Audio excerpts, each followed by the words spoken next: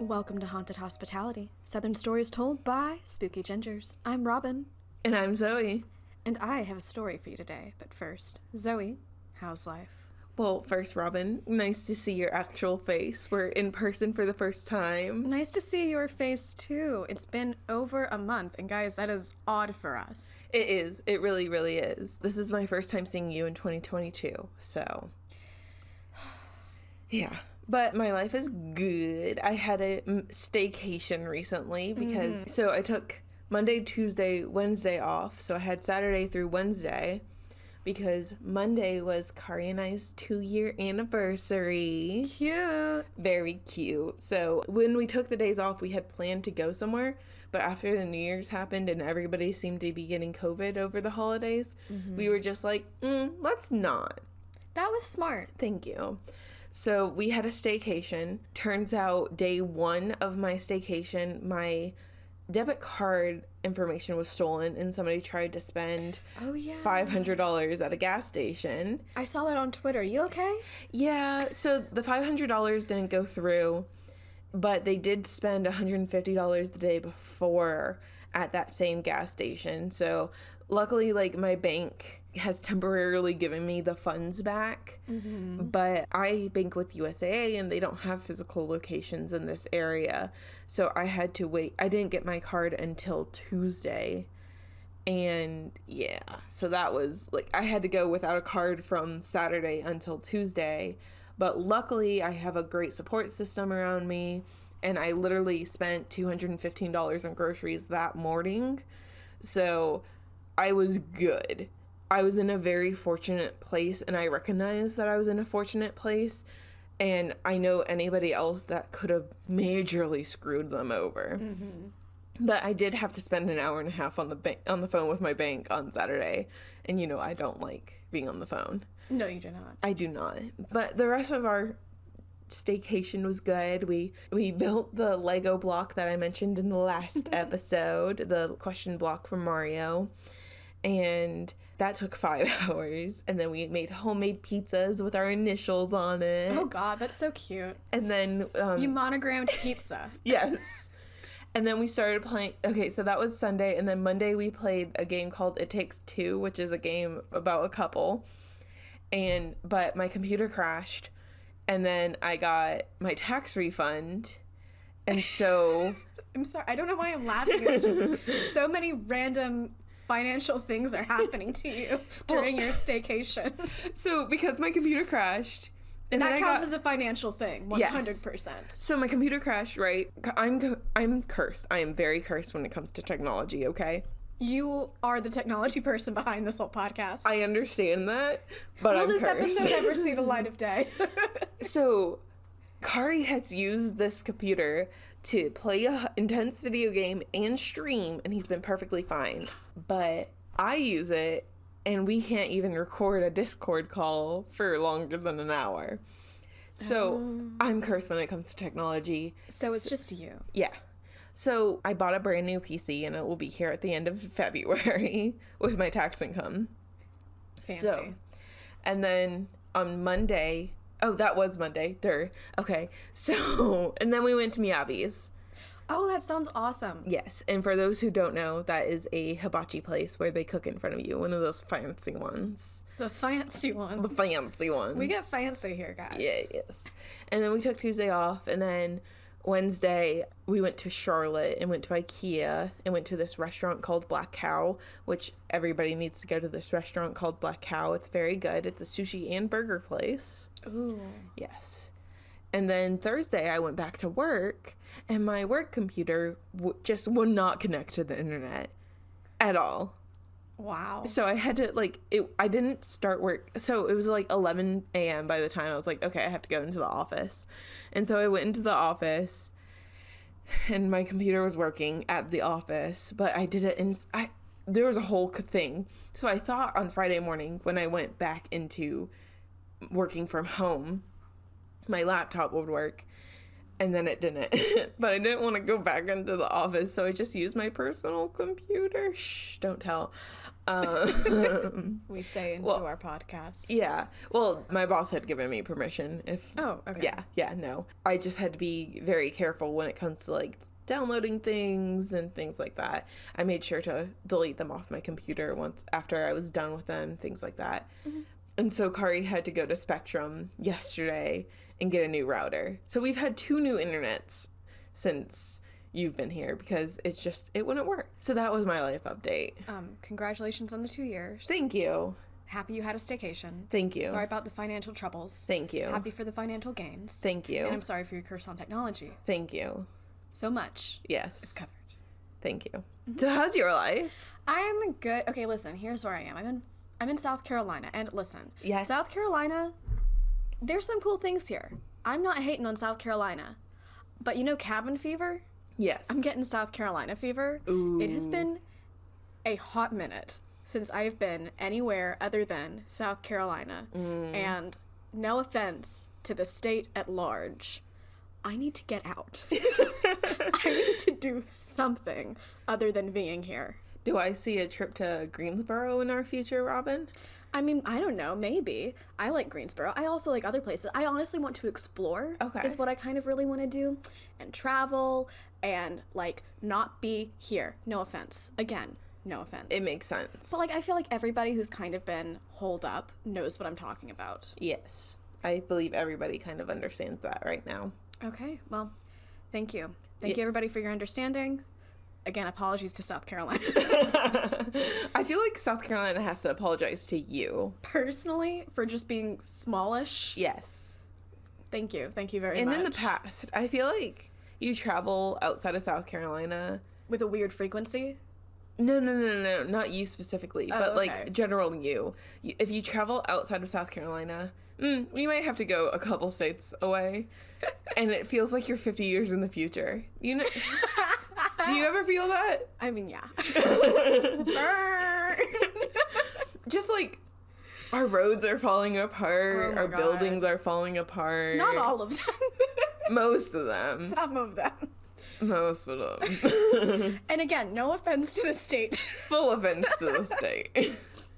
There are some really cool places to be here, as we've discussed. If you like history. Oh my god, listen, I'm not necessarily agreeing with everything that Zoe is saying. Our South Carolina listeners, everybody who's like gonna listen to South Carolina, like from South Carolina, who's listening to this episode, they're like, yeah, I get it. I was gonna say we're losing them, but honestly, they're probably going to agree.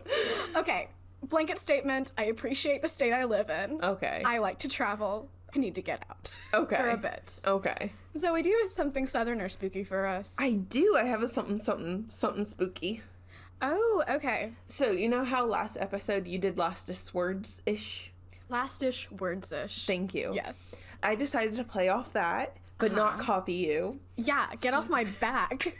So I'm doing the last meals of death row prisoners. Really? Okay. Yes. So here are some, and I totally forgot to copy the link of the website, but I will go through my Google search history later and get it for us. When you click the sources link in our description, they will take you to a page with other links, and those are our sources, and you will find this link. You know, that's the second time you described that recently. Did you talk to someone who was very confused? No, I don't know why I feel like I need to spell it out for people. Okay. Because I think it's honestly pretty simple in what other podcasts do too, but I feel I need to say it. Okay. Okay.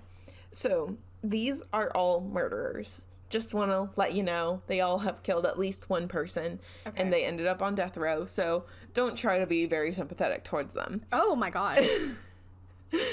just I mean, sometimes, like, if you're, like, when we were having the last-ish word-ish, whatever it's I did called. laugh at the last-ish words-ish. We That's did because laugh. they were making jokes. Right. They were, like, the last one was, like, flat out, a dead woman can't fart, and then she died. Yeah. But, like, it was fun to laugh at those. But this one, like, they are killers. Okay. So, the first one I have right here is Victor Harry Fugger.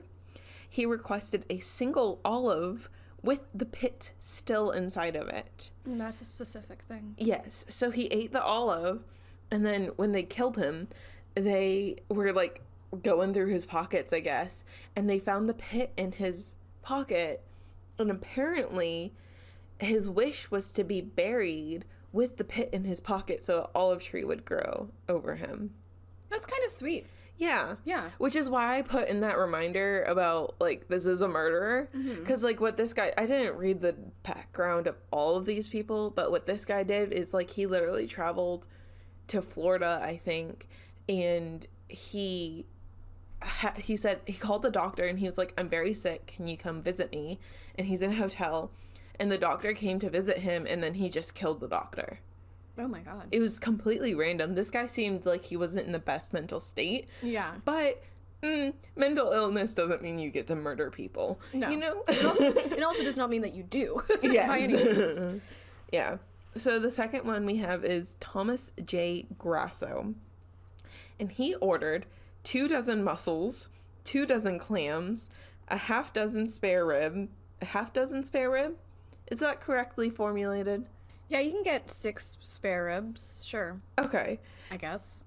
A double cheeseburger from Burger King, 2 strawberry milkshakes, half a pumpkin pie, some strawberries, and a can of SpaghettiOs with meatballs. I agree with some of those things. Whoa. He got everything he asked for except for the SpaghettiOs. The cook made him spaghetti instead. And his last words are... I did not get my SpaghettiOs. I got spaghetti. I want the press to know this. That guy planned this out. Not like that quote specifically, but this meal. Right. Yeah. No, I think he knew what he was doing. So this one was kind of sad because he proclaimed he was innocent, but there was like dozens of eyewitnesses saying like, you're the one who did it, dude. Okay. So this is David Leon Woods. He ordered a pizza and a birthday cake and had his family come with him because his birthday was going to be 3 months after his execution. He celebrated his birthday 3 months prior, before he died, with his family. I'm glad he had people with him. Yeah. If you're like Dahmer level serial killer, screw you. But like he killed one person, which is still very bad, but like I still like that he was able to have the comfort of his family. You know? Yeah. I Yeah. agree. Comfort of family. So Eileen Carol Warnos requested a single cup of coffee for her execution, and that's what she got. Just a single cup of coffee, which is bizarre because it's like you have so much available to you. You can ask for anything and you just get a black cup of coffee. That's a vibe, though. She's also a man serial killer because she hates men. Okay. Yeah. Philip Ray Workman said he wanted to save his soul, and so he asked for a vegetarian pizza to be given to the homeless in the area. Awesome. His request was denied, however, and they gave him the vegetarian pizza instead, but he refused to eat anything. And this kind of like made the news. And on the day of his execution, homeless shelters all over Tennessee, where he was, received vegetarian pizzas from anonymous sources all over the country. That's a good one. Yeah. That's a really... Okay. I'm really happy about that outcome. Yeah. Again, he's a murderer. Again, he's a murderer. But good came from it. Good came from it, and then you also have, like, I don't know, in the last part of your life, wanting to do something good. Right. Yeah. Yeah, I appreciate that. I think his final words were something about, like, I don't deny I did what I did, but I do feel great remorse or something like that. So. Yeah. So, then, the next one is Ronnie Lee Gardner. His meal wasn't too exciting. It was a steak, a lobster tail, apple pie with vanilla ice cream, and 7-Up. You're saying that's not too exciting. That's amazing. That's honestly something close to probably what I would ask for. I mean, like, it's pretty, like, American, you know? Yeah. Okay, Yeah. listen, so you don't eat steak very often. But True. It's so good. It's so good. I would order a steak. But the twist on his is that he requested to watch the entire Lord of the Rings trilogy. And they were like, sure, why not? And so while he was eating, he got to watch all 3 movies. That's a good way to go. Good job on him. That's awesome. Yeah. Okay. And then the last one we have for you is Ricky Ray Rector. he was another person whose meal wasn't too extravagant. I mean, I feel like they're all steak, but he got steak, fried chicken, cherry Kool-Aid, and a pecan pie. Okay, I'm all for it except for the cherry Kool-Aid. Okay. But what he did was the weird thing. Okay. He ate the steak. He ate the chicken. He drank the Kool-Aid. But he didn't eat the pie. Instead, he pushed it to the side, and the guards are like, why aren't you eating the pie? And he's like, I'm saving it for later. And then he went and was executed. That's a funny joke. I don't know if it was, like you said, a joke, or if he legit thought he was about to be pardoned last minute. Oh, gotcha. I don't know what the thought process in his head was, but I mean, it could simply be, okay, you ate fried chicken, you ate a steak, you had some cherry Kool-Aid, you were full, and the typical thing of if you're full, you push the other thing away and you're like, okay, that'll be my leftover, and then maybe it didn't click until a little bit afterward, like, oh no, there's no time for leftovers. Yeah. Okay. Well, Robin, before we go into your story, I know it's already been a pretty lengthy intro because I did rant. What would your last meal be if you could ask for anything? I was thinking about this. Okay, so the cherry Kool-Aid, I don't want that, but it did inspire me. What is that thing? It's like almost a cheer wine. I love cheer wine. I would go with cheer wine. I would go with a steak. It would be ribeye. It would be like about 16 ounce, okay? Mm-hmm. Marble it up for me, please. I love baked mac and cheese. I would want it from this specific recipe that I've perfected and stole from the internet. And a green. You should always have a green. A what? A green. Like a green vegetable. Oh. So probably like, ooh. You're about to die. You don't have to worry about... No, I want the green. I want roasted broccoli sprinkled with Parmesan. Okay. Yeah, that's what I want. Okay. What about you? What would you want? Thank you for asking, Robin. I would have a baked potato with chicken on it and chipotle. On it? Yeah. Okay. Yeah. Every time I go to McAllister's, I get the chipotle bacon spud, but I told them no bacon. So it's basically 2 potatoes, baked potatoes, chicken, sour cream, cheese, and chipotle sauce. Yummy. Delicious. I would also go with baked mac and cheese. Can't get better than baked mac and cheese. Can't. But then, Robin, of course a Diet Coke. Durr. Okay. But my dessert would be an entire tub of chocolate ice cream with Sour Patch Kids in it. Oh my god, I'm feeling how hard my stomach would be revolting against me if I ate that. So I absolutely love cotton candy ice cream with sour gummy worms in it. Okay. And I can't imagine that chocolate ice cream with Sour Patch Kids wouldn't be amazing. You know, there's 2 like opposite flavors. I don't know if they go together, Zoe. I think they would. I really think they would. But the only reason I don't do it now is because I'm technically allergic to sour things. And I love the taste of it, but whenever I get like the smallest size. Mm-hmm. And then I hate myself afterwards because I'm also lactose intolerant. So I'm about to die. Who cares if I don't feel well and have diarrhea, you know? Like, that's for the cleanup people to deal with. Exactly. So just the giant tub of chocolate ice cream with the Sour Patch Kids and just it's everything I want and more. All right. This has been a very enlightening something spooky. Yes. So Robin, you have a story for us today? Yes, I do have a story for you today. Woo. So I texted you. Uh-huh. Actually, how did you get this? Because I texted you, I said, my story, there's a lot of elements to it. And then you said, OMG, are you doing that lake? No, you said, let's take a shot every time I say the word lake. That's what you said. And so I was like, oh my God, are you doing that one lake in Georgia? Yes, I am doing that one lake in Georgia, Lake Lanier. And guys, no, we are not doing a shot every time I say the word lake because we would die. We would die. And I absolutely do not advise you to do that drinking game yourselves because, again, you would die. Don't. Especially if you're driving. Do not do it if you're driving. Oh my, who is listening to this being like, yeah, I'm driving, I'm going to do a drinking game while listening to this haunted podcast about the South? There are some people with a lot of problems, Robin. You can't judge them. I feel like in that specific case, yeah, I can. Are you measuring out the shots? Or are you just swigging it from the bottle? No, they have prepackaged shots. Are you slipping off the little, like...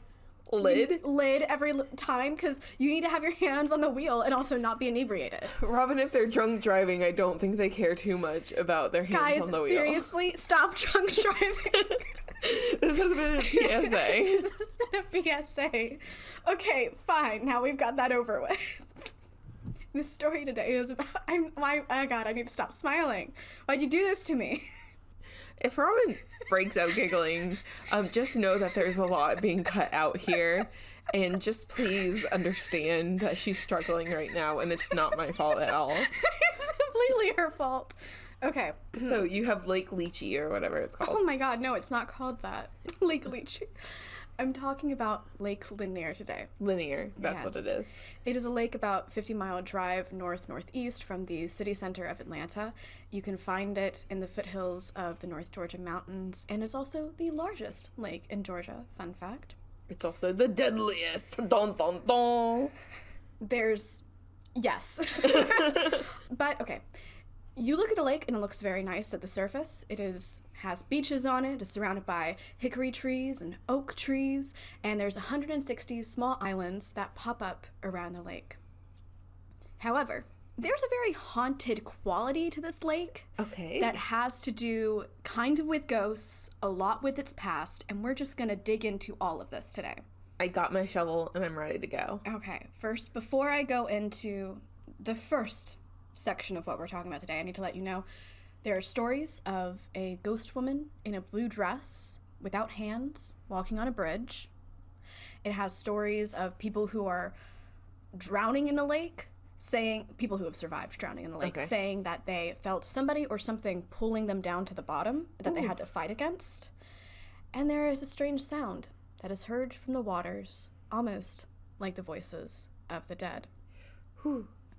Now, before we get into the ghost part, we are going to get into the past part. Makes sense. And to do that, I need to take you back to before there was a lake at all. Ooh, is it a man-made lake? It is a man-made lake. Oh. And we are going back to 1912. Content warning for sexual assault and racial violence. Okay. There was a town called Oscarville in Forsyth County, Georgia. And this town was predominantly lived in by Black people who, some of them owned farmland, some of them did like trade, shoe cobbler, that kind of thing in a local town called Cummings. And they lived in this area and they were actually doing pretty well. In fact, I saw one source say that there was like a letter to the editor to a local newspaper that was concerned because about 300 of these children were being enrolled into schools, and they were starting to worry, oh no, are they going to be able to pass the literacy test and then be able to vote? Yeah, you said successful Black people in the 1800s, and I immediately grew very concerned. Yes, 1900s, not 1800s. Okay. But early 1900s. So consider that as the background tension growing here. Okay. It comes to a head in 1912 when there's actually two things. One of them is a woman named Ellen Grice. I saw kind of two conflicting stories of this. In one account it says that she claims that she woke up with a Black man in her bed. Another account claims that she said she was raped by two Black men. Okay. We don't know I don't actually know what she said for real, and I don't actually know what happened, of course. What the reaction was that they arrested 6 Black men total, I believe, 2 as perpetrators, 4 as accomplices, and I don't think this man was necessarily one of the ones arrested, but I do know that they publicly whipped a Black local preacher named Grant Smith. Okay. I believe in the center of town. Not 1 week later, a woman named Mae Crow, she was 18 years old, she was found terribly beaten. She had been raped. They found a woman named Mae Crow. She was 18 years old, and she had been physically abused and sexually assaulted, left in the woods in Oscarville, which she lived close by, possibly in Oscarville, and it was along the banks of a local river, and this happened. She was found on September 9th, 1912, and she wasn't dead, but she did die 2 weeks later. They took her back to her house where she was in a coma the whole time, and then she passed away. By the way, you know how sometimes, because I used to live in Georgia, I have like a connection to the story? Right. So in the Wolfert family axe murders, they were buried in Rose Hill Cemetery, and that ended up being the cemetery that I used to play in growing up. I learned yesterday that I was actually related to this woman. Oh, wow. Yeah, I did not know that, but I was just talking to my parents and I brought this up, and yeah, apparently through my grandfather I'm related to her. So I've had Awesome. family in the area and stuff. Yeah. And just wanted to put that in there because it would almost feel weird to leave out Yeah. now that I know that. Yeah. Anywho, obviously, I don't even know if she was conscious enough to say what happened to her or anything, but they just went to the closest people they could find, basically, and arrested them, which ended up being 4 people. We had Ernest Knox, who was 16 years old, Oscar Daniel, who was his cousin, 18, Oscar's sister, Jane, who was 22, and then Jane's husband, Rob. Okay. And so they were arrested for her murder and her rape. And the next day, the sheriff actually left the prison at a very convenient time, and a large group of white people came in, and they got Rob, who I guess they assumed was the biggest perpetrator. I don't quite know. He was 24 years old. And they took him out, they shot him, and they ended up lynching him from the telephone pole outside of the court in Cummings, Georgia. Oh my. And they had like zero proof. Yeah. Most people today believe that this group had nothing to do with what happened to Mae. It's just that they lived somewhat close by to where she was found, which I argue could mean that almost the exact opposite of what they were saying, which is why would you dump a body where your house is the closest to it? Right. Exactly. Oh my gosh. Yes. Rob passed away, obviously, and then they did let Jane off. I guess they assumed a woman wouldn't have committed a crime. I'm not quite sure, but I do know that a lot of women had leniency in cases like violent crimes.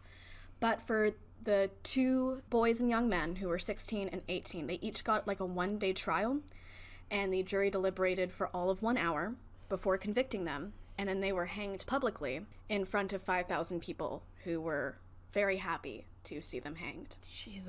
Yes. So the night of Mae's funeral is when this thing called the night riding started.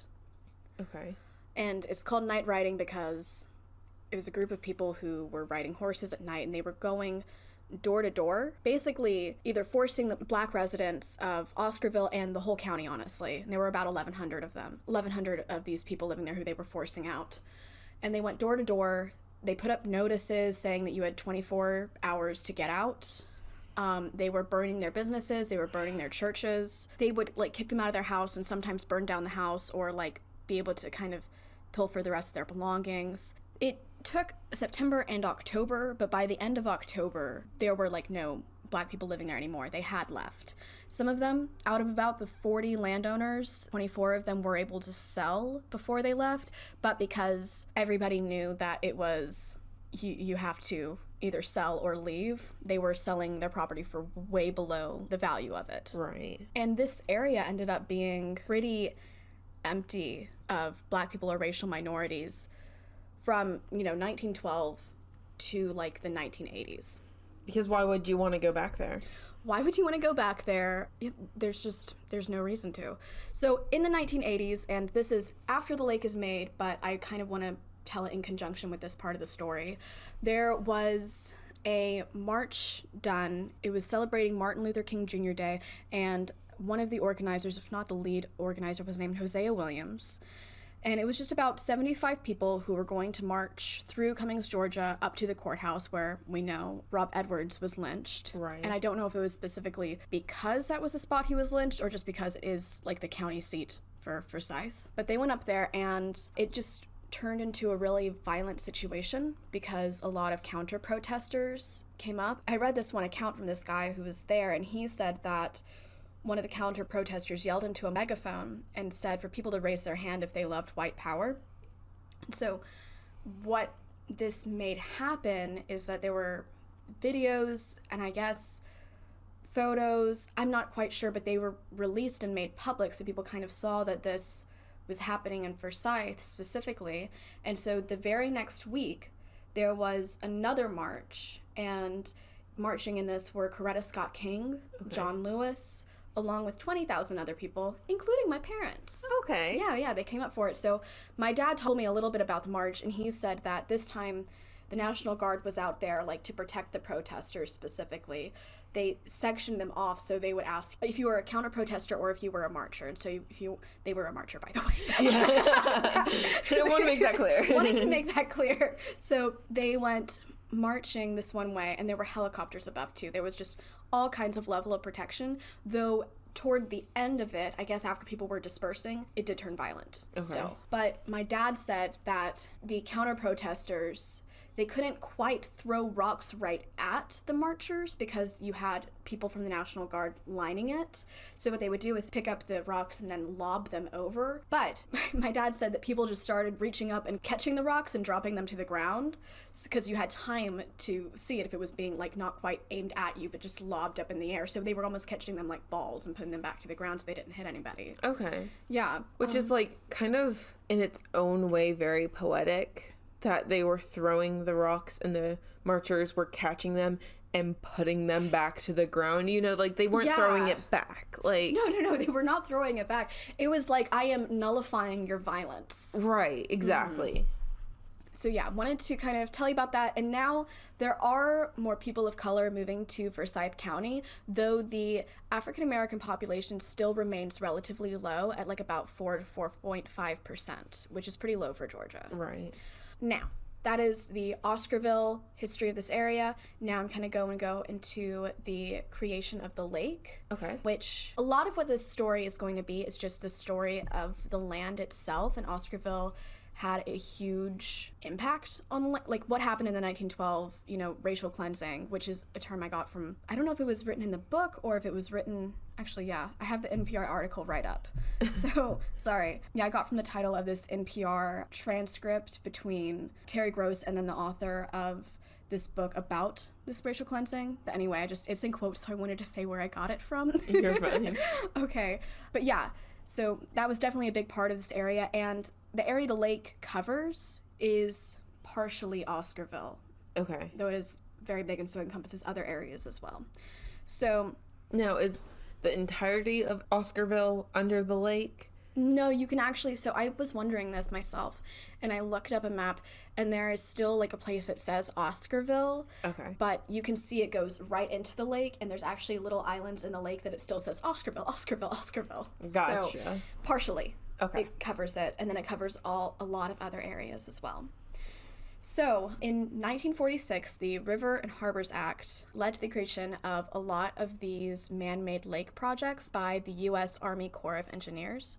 So what they wanted to do is, because Atlanta was increasing in population so much, and this is like in the 1940s, but the lake is really made in the 1950s. Because Atlanta's population is increasing so much, they wanted this to be like an outside water supply that also provided hydroelectric energy, as well as kind of protecting the land against potential flooding from the Chattahoochee River. And so that is the river that feeds into Lake Lanier. So they put $45 million into this project, and I saw two completely different figures for this, so forgive me. They either paid 250 families to leave or 700 families to leave. That's a big difference. It is a big difference, and if I remember correctly, both were from reputable sources, so I don't know. Okay. I don't know. But it was 56,000 acres of land. Okay. And there was a lot of, I think, anger and irritation at this, because if you're kind of, a lot of it was farmland. Most of it was farmland. And so if you're kind of farming these areas, you've probably been there for generations. In a way, you're kind of being forced out, because I don't know what would happen if like an individual in the center of this all just said, no, I'm not going to sell my land. Well, I mean, your land's going to get flooded anyway. Right.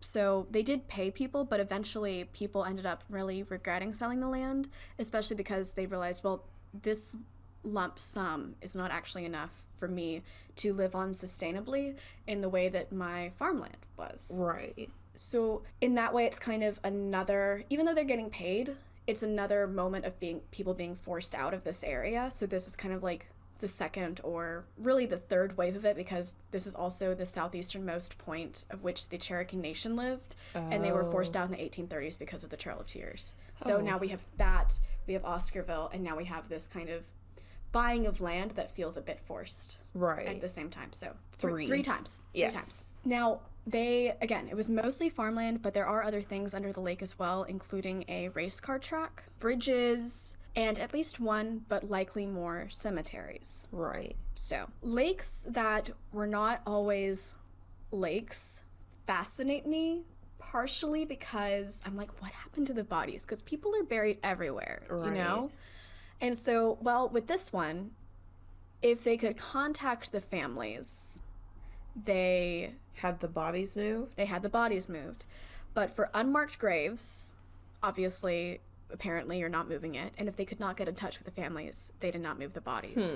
And then also, it was acknowledged that you have... It's not just like we're thinking about the most recent century. You've had a whole bunch of people live here beforehand. Like, there's probably Native Americans buried on this land because they lived here first. Right. There's hundreds, thousands of years of people buried here. So you're probably going over bodies anyway, even if you try to be conscientious about it. Oh, and one other thing I do want to mention, they did get rid of things like wooden barns and farmhouses that they could remove, but there are, like, concrete foundations, they said, of small buildings that are still there. And I'm going to show you a video in, like, a little bit that kind of shows how the debris has really built up over time. Okay. Because it's not the typical bottom of a lake by any means. And I think that has to be contributing to the deaths. Oh, probably. Yeah. And they ended up putting the water in starting in 1956 while people watched from nearby bridges as they were like, oh, okay, our town is water now. Yeah. And it was named after the poet Sidney Lanier. Have you heard of him? No. I have. So I think the reason that... I have. That sounded... Well, first off, he's a Confederate soldier, just FYI, because Cool. Of course he is. Yeah. Of course. We can't just have a poet in the South. Though I do have to say, having the Death Lake be named after a Confederate soldier isn't something I'm too upset about. Oh, because it's like a bad lake. Yes. Gotcha. I think the reason they probably named it after him is because he wrote a poem called Song of the Chattahoochee, and it is the Chattahoochee River that feeds the lake. Gotcha. But also, FYI, he wrote a poem called Marshes of Glen, which is about the area where St. Simon's is, which is where our first episode happened. Right. So, shout out to our first episode. Just wanted to put that fun fact in there. Now, before I get into the Lady of the Lake, somehow, this has spoilers for The Haunting of Bly Manor on Netflix. Oh, okay. Yeah, I get that. So, like, it's just because I'm going to reference it, but it's a very spoilery thing I'm going to reference. So if you don't want to know about that, I don't know what to tell you. I guess skip forward like 10 minutes? Thereabouts, yeah. Okay. In April 1958, two women, one of whom was 38, so I'm just going to assume the other one was about that age because I couldn't find it. Delia Mae Parker Young and Susie Roberts were going driving in Susie's 1954 blue Ford. They were going dancing, and so they went to the Three Gables, and that night they did go missing. Mm-hmm. So I guess people were looking for them. We know that Delia was wearing a borrowed blue dress, and they were able to track them to a gas station where they got gas and then left without paying. Oh. I don't know why I'm laughing at that. It's just, you never hear about that in terms of like, I don't know. I feel like if you have like a missing woman story, it never says, and then she left without paying. Yeah. And then she went missing. Yeah. You never get that all. I don't know. If you do hear something like that, it's usually like because she was running for her life and couldn't... I mean, who knows? You know. Maybe, but I don't get that vibe from this. Yeah, no. So they left without paying, and then so we know that this woman went missing. The town put two and two together because what they saw was, I think before you got onto this bridge for the lake, they saw skid marks, like tire marks in the road that showed that a tire had swerved into the center of the road and then I think looked like it had gone off of it. Okay. And so if you're seeing skid marks, that, indicates your brake was on, and so it was like, it seemed like they probably lost control of the car one way or another. And so everybody did assume that the car was in the lake, but it is an incredibly murky lake. Mm-hmm. And because, you're not just building on a lake on solid ground, you're building it on a town. Yeah. The depth fluctuated quite a bit. Police looked for the car and they just didn't find it. 18 months later, mm-hmm. there was a fisherman fishing near the bridge. His name was C.A. Simpson. And he saw a body floating 18 months later. So it was decomposed. And two of the toes were gone, and then both hands were gone.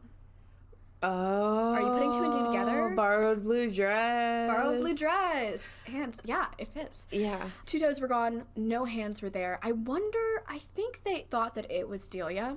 Okay. But they didn't know for sure. And then they couldn't confirm because... apparently the teeth were actually dentures, so you couldn't do dental records. Gotcha. And you couldn't really identify the body after it had decomposed for 18 months in a lake. So this mortuary actually held on to the body. Ew. It was for a nice reason, Zoe. Okay. For 20 years, they held Sorry, 20 years? Listen, yes. Okay. For 20 years, it was a nice gesture. For 20 years, they held on to the body, hoping somebody would be able to identify it so they could bury her in a marked... The look you're giving me. I know. So they could bury her in a marked grave with her name. Unfortunately, that never happened, or didn't happen within the 20 years. Right. So she was buried in an unmarked grave. This is when stories of the Lady of the Lake... What about the other person? I'm getting to her. Okay, sorry. This is a... I understand that the story is not completely told linearly, but it's told with intention. Oh, I'm so sorry. Now I'm going to tell you about the ghost of the Lady of the Lake, okay? Okay. Okay. So there's a ghost called the Lady of the Lake. Oh, really?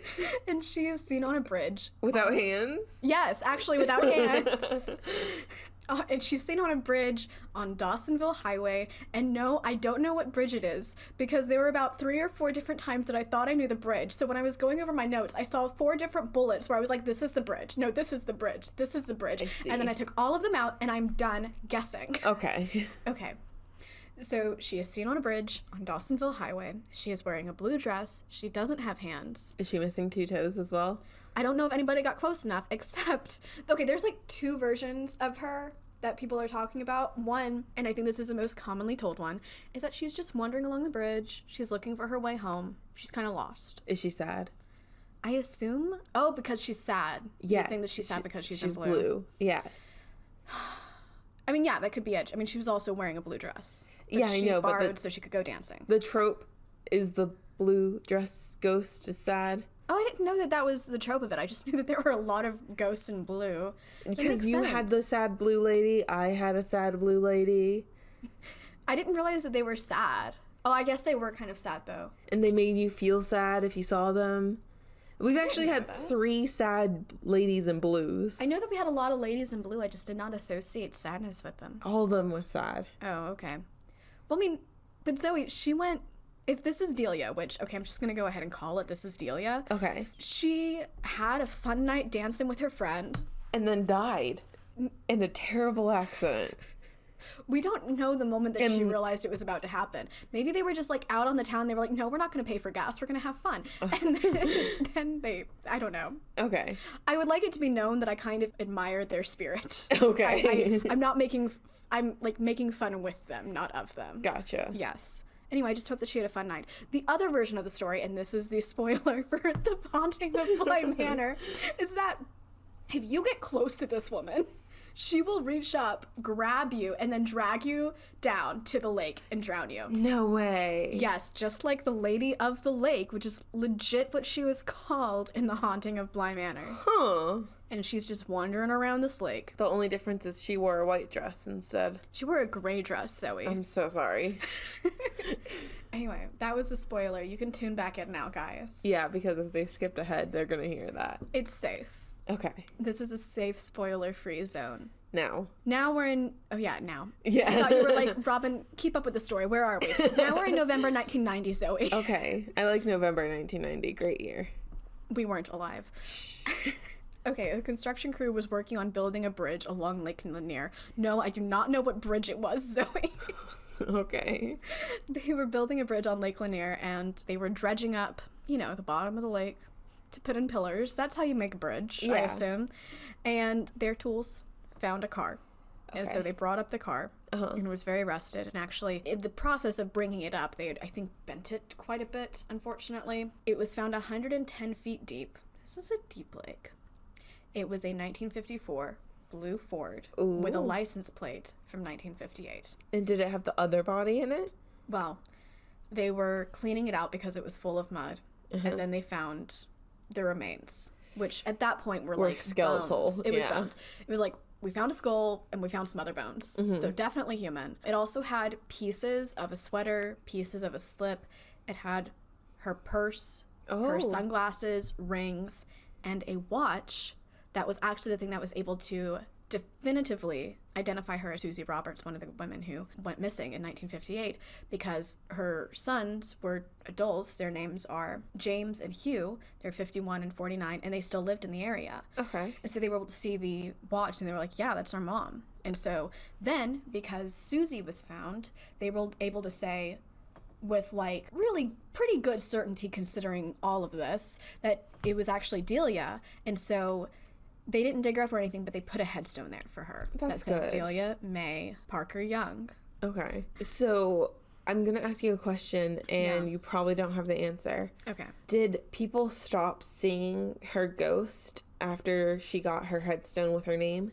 Okay, here's my thoughts on the ghost of the Lady of the Lake. Okay. I saw it on every single thing about Lake Lanier, except I was not able to find a specific person that was like, I saw the Lady of the Lake. Gotcha. So it seems a very important piece of folklore, but I kind of doubt that if you go there, you're going to see a Lady of the Lake. Okay. And I even more doubt that she's going to drag you down because I only saw that from like one source. Okay. But I did want to include a quote from Hugh Roberts, who is one of Susie's sons, about finding her and knowing what happened to her. And this is from an AP News article called Car Remains Hauled from Lake Bottom, May Saw of 1958 Mystery. He said, "We believed she was in the lake, but then we heard she might be in Chicago, then in Florida. We wondered if she survived, but had amnesia and never knew where to go." But now they know. Yeah. Yeah. That's nice. Like closure, you know? It's closure. Yeah, because you kind of at that point already know something has happened, and at least you know that she didn't, like, if say, she had amnesia and just traveled, like, went somewhere. I almost wonder if that was, like, just a better thought to have. I would honestly argue that would be worse, because, like, she could be suffering and homeless and, you know?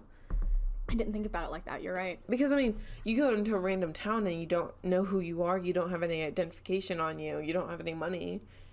Yeah. And then I find it very interesting that they heard she might be in Chicago and then Florida. Like, are people calling them and being like, I found your mom.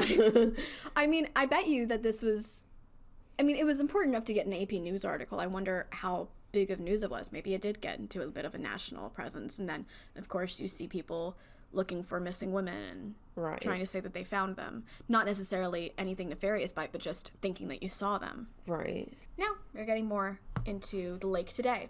Okay. Here are some stats about how many people have died in the lake. A lot. In the last 28 years, over 200 people have died there. Most of these deaths, by the way, are by drownings in both accidents. Total, since the lake was created in 1956, it has been 700 people. Dang. 27 people have gone missing there, which basically means that they died there, but we can't find their body. We cannot find their bodies. And one of the reasons people give for why there is so many people dying there is simply because it is visited super frequently. People go there all the time. They swim. They get on boats. I did hear that it's quite a party lake. People go there. People drink. People do whatever. It had 12 million visitors in 2019, and in any average year, it has 8 to 10 million people who will travel there. I don't know what created that uptick in 2019, but okay. Because so many people are coming there to visit, by the way, it does make the area $5 million a year. So, it's a very lucrative thing to have for the surrounding areas. In this Oxford American essay, which I'm actually kind of going to go into the essay a tiny bit toward the end of this, it does call out how Lake Allatoona, which is a relatively nearby lake, fun fact, I go there at least once a year, it is like, it has almost the same numbers, it has like roughly the same, but only like a third of the annual deaths or a third of the deaths in general. So the argument that there are so many people visiting Lake Lanier does not completely account for the staggering number of deaths that happen there. So I'm going to show you a video. Okay. Yes, and it's not a ghost video, I'm sorry. I know. It's the bottom of the lake, right? Oh, I told you about that already, yeah. You said that on the podcast. So I say a lot of things, which is actually a line from, like, That's So Raven. There was, like, did you ever watch That's So Raven? No. Okay, well, this is from a YouTube video called Lanier March 21, 2015 Dive. It's by Kenneth Rawlings. So he went to the bottom of Lake Lanier and then filmed what they saw. That's generally what I wanted you to see. And the reason I wanted you to see that is because it is not simply just small little amounts of debris. It is crazy full of debris. You have these piles of just rubble that are made from partially concrete blocks, partially long looking metal rods or something that is sticking out of the ground. Right. It's not a smooth surface place to be, and I think, of course, this probably has something to do with why people are dying there at faster rates than other lakes. Yeah, I mean, I don't think many people get that deep. Well, I mean, it has fluctuating levels of deepness too. So like, let's say maybe you're on one of the, and this is me speculating. Okay. Let's say you're on one of the little 160 islands. How soon does it drop off? How soon are you like in that area? Mm-hmm. And the other thing is, if you start to drown, if you sink down, do you get caught in a way that you can't get back up if you were in a normal lake and were able to get rescued in a certain amount of time? Yeah. So when the drought comes and the waters die down like it did in like 2007, you can start to see like the remnants of the old roads that were there, and including the racetrack. Okay. You could see the start of the stadium seats. There were like, it went down and you saw like 3 or 4 of the stadium levels, and people were just like, what? Like sticking out of the lake. There's also a story, and I just find this more funny than anything. They said a chicken truck toppled over into the lake, and so these whole chickens were found. I'm sorry, I guess that's not funny. No, it's... Were they alive chickens? Yeah. I'm sorry, I'm realizing this. No, it's like, how about this? Not funny, haha, it's a wacky story. Right. And they said that catfish like the size of either a 10-year-old boy or a car were eating them whole. Oh, chicken nuggets. Oh my god. Bone in. Oh my god, Zoe. I know. Anyway, I just wanted to include that because that's just a weird thing. I don't think that's necessarily true by any means, but it did come up a lot. People were like, yo, there's really big catfish in that lake. And I was like, I think other things are more important that I'm looking for. And they were like, but the catfish, though. The internet was telling me this. There were a lot of catfish. That's a really big catfish. It's a really big cat. I don't know how many catfish there were, but those are some big catfish they described. That's totally what I meant. Not a lot of, just big. Yeah. I know. I just had to correct it. I know, but you gave me a bottle of wine. Or I did. A cup of wine. What can you expect me to do? You can have more wine. I know, but I haven't wanted to pour it, and I just finished it, so it's okay. Okay.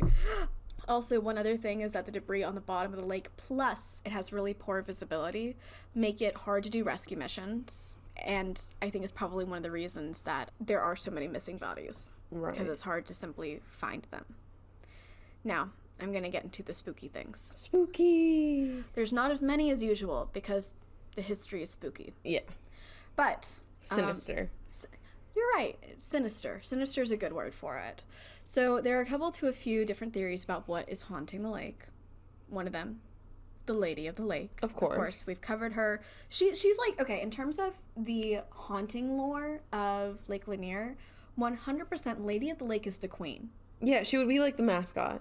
Yes, actually, that's a really fitting mascot.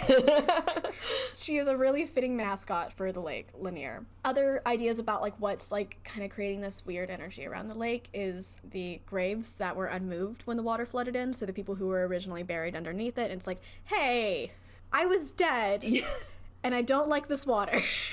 Okay, yeah, okay. I was about to say, I don't think they're protesting too much considering they're dead. No, they're not but saying we're talking it. They're about not ghosts. like tweeting it. No. It's just saying like, okay, you hear these weird sounds from the lake, and so theoretically it's like, we're displeased by the water. Oh, get rid of the water. Can anybody get what's a really witty thing I could say? Like the like those, it's like the ShamWow, like that.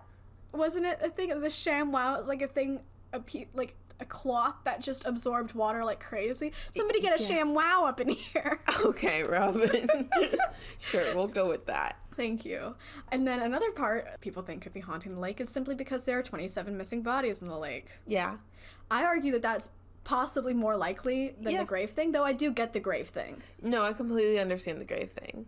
There's a diver, Buck Buchanan, and I 100% believe that he is talking about people buried underneath. That's what he's referring to, but I'm hearing this and I'm thinking a different thing. He told CBS 46, quote, "You reach out into the dark and you feel an arm or a leg and it doesn't move. That's creepy." End quote. Buck, I do agree it's creepy. Yeah. I suspect if that's actually what you're feeling, that might be a missing person. And therefore, I would then talk to the authorities about it. Yeah. And in general, I do love that it ends with "that's creepy." Yeah. I read that and I was like, That's a good quote. I gotta include that quote. Yeah, and then, we have a shadow figure. There's not much in this story, but... Does he have a top hat? No. Darn. But I do talk about a top hat in the next episode for my Something Spooky. Okay. So, a preview. But no, there's a shadow figure. He's in a lake, obviously. He's on a raft, and he's, like, steering himself with a stick, and he has a lantern. And that's all I know. I literally saw one thing about that. And I was like, tell me more about the shadow figure on the raft with the lantern. Sounds... Okay, so you know how, like... It sounds folklorish. Is that what you're kind of going at? Well, you know how, like, a lot of faiths, well, not faiths, now we call them, like, the Greek myths and stuff like that. Yeah. They have a belief of a ferryman who crosses a river with you to bring your soul into the afterworld. Oh. What if this is, like, a Grim Reaper kind of thing where he's, like, finding the lost souls of the lake and trying to help them cross over? Zoe, that was some really quick connections you made there. Thank you. That was really impressive. Thank you. I like that. I like that a lot, That's too. my headcanon for this guy now. Same. Okay, great. We have that. I did find, and this is like one of my favorite things to find, Okay. which is a journalist that wrote for a newspaper that went on a paranormal investigation with some paranormal investigators. Guys, they always come up around like late October. It's always a Halloween story. It feeds my soul. Okay. So, we had this journalist who went with these group of paranormal investigators. I already prefaced this. They go to one of the little islands, is what they did. So they took a boat, they go to the island, they use an EMF reader. It was actually really funny, because the writer was like, it kept going off, but they did say that it could be going off because of cell phones, and we all had cell phones. Yeah. So, as you know, you gave me an EMF reader for Christmas, and we went around your apartment testing things, and every time we were near an electrical socket or a light, it went off. Yes. So, I can't imagine there's too much electricity in the middle of a lake, though. But their phones True. were all on. Guys, just if you're going to do an EMF reader, our listeners, turn off your phone. Turn off your phone. Unless you just, like, want to scare yourself, which is fine and a valid use of an EMF reader as long as you're not in your own home, because then you have to live with the knowledge that it went off and you're not sure why. Okay. Just saying. PSA from Robin. PSA! But they did also use a ghost box, and this is honestly the only spooky thing that happened on it, but they were like, hello, into the ghost box, and in a very clear voice, a woman said back, hello. Hi. And that's it they got. That's the only thing they got from the box. But I'm calling it that was the lady of the lake. Saying hello. Except she couldn't wave because she doesn't have hands. She could wave her... She could... Yeah, she doesn't. I was going to say she could wave with her arm, but I don't actually know if, like, people would do that. Anyway. I don't know. Depends on when they lost their hands, I think. Probably. Anyway, she just said hello. Mm-hmm. So, hey, lady of the lake. Hi. And the reporter did remark that it felt like they were being watched. Okay. The whole time. Now, I'm going to read a couple YouTube comments. Ooh. From Strange and Haunted History of Lake Lanier by Intrigued Mind. This one is from Stephanie Hatcher. Okay. She said... Hi, Stephanie. Hey, Stephanie. She said, last year we camped in our camper at the lake. We stayed one night. As we ate our dinner at the picnic table located on our camping lot, our dog kept whimpering and barking at something in the distance. It was too dark for us to see anyone, but at the time, our 2-year-old, who was nonverbal, was waving at someone. Oh. We shined our flashlight to the area, but saw nobody. Needless to say, we decided to call it a night and go inside. That same night, our newborn woke at 3 a.m., crying, ready for his feeding. I woke up to his cry. As soon as I got out of the bed, I heard someone stepping onto the steps of the camper. It freaked me out. I thought someone was trying to break in, but no one jiggled the handle to the door. I turned on the light outside and tried to look down out the tiny window, but I didn't see a single soul. I got our son fed and calmed him down, and once he was asleep, I heard the steps of the camper creak like someone was stepping off. It felt as if something or someone was worried about a baby crying. Oh. Creeped me out. I didn't sleep the rest of the night. Well, the lady of the lake was a mom, right? Not necessarily. That was Susie Roberts. I don't actually Right. know much about Delia, who is the lady of the lake. So it could be that, but I'm also... So the first time I read it, I was like, spooky, ghosty. Now I'm reading it and I'm like, was there just a person hiding in the woods who was trying to, like, wave creepily at their kid? Yeah. I don't... Yeah, but she said she looked outside and couldn't hear anyone. Yeah, but... Or see anyone. There's trees. Like, you can hide. But she said she heard it, like, right outside the camper. Oh, you're right, and then she looked outside the window. Yeah. This is a situation I'm hoping it's a ghost. Yeah. There are certain things that, like, a ghost is so much less scary than the idea of a person actually being there. Yeah, especially if, like, you feed your child and then you look up and there's just, like, a man on your... Oh, my God, that, no. like, that would scare the shit out of me. Oh, my God. If it was, like, an RV, I'd be like, we're blowing this joint. Like, I am driving away. Honestly, like, if I was her in that situation, the second I heard the footsteps, I would be smacking my husband awake, saying, go out there and figure out what the heck's happening. Oh, yeah, she never mentioned that. Yeah. 100%. I'm, like, so skittish. I would wake anybody up for any reason. Yeah. Robin, if we're ever camping and you hear footsteps outside our tent, please wake me up. Okay. Zoe, 100% I would wake you up. I would, like, annoy you with how often I woke up. By the way, one time I was camping and I'm pretty sure there was a bear outside the tent. Are you sure it wasn't the folk monster? Yeah, it was a very small bear. Okay. It just kept walking back and forth. And Stalker. I was the only one awake. Stalker bear. Stalker bear. Creepy. Then we have Roxanne Lorraine as the second and final YouTube comment, and she said on the same video, quote, I live close to the lake and have always heard crazy stories about the lake since I was a child. I never believed it until I was older and jumped off a boat. I almost didn't make it back to the surface. It almost felt like something kept pulling me down, even though I was swimming hard to get to the surface. I survived. I don't know if there is an explanation or not, but it scared me bad enough. I will never venture in the water away from the shore. There was actually quite a bit of that, of people saying, listen, I for real almost drowned in the lake and something was pulling me down. Now, you can get stuck in reeds. There's things in the lake that can feel like that you can get caught on, and I'm sure in the moment it's like something is pulling me down, but really it's that. But there was just quite a bit of it. Yeah.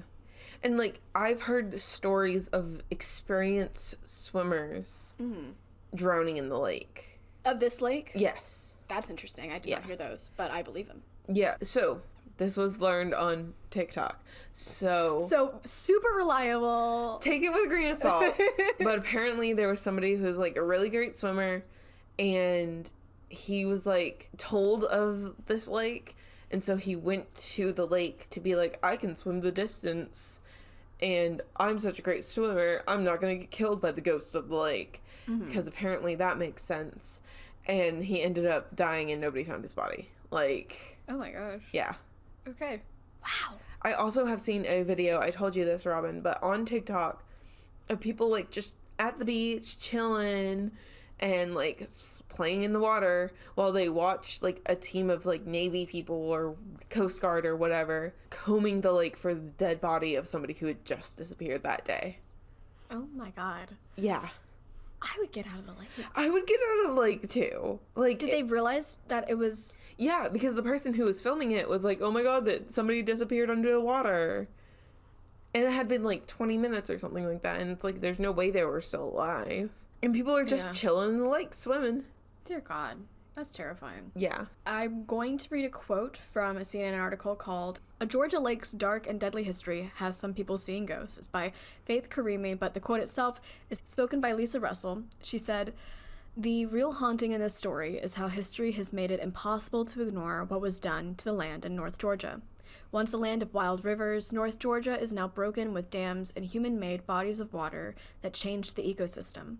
Once a land that belongs to Indigenous people, it is now buried under the water, making recovery of lost culture impossible. And then I also wanted to end by saying that, going back to the Oxford American essay, it is called The Haunting of Lake Lanier. It is by Anjali and Jetty.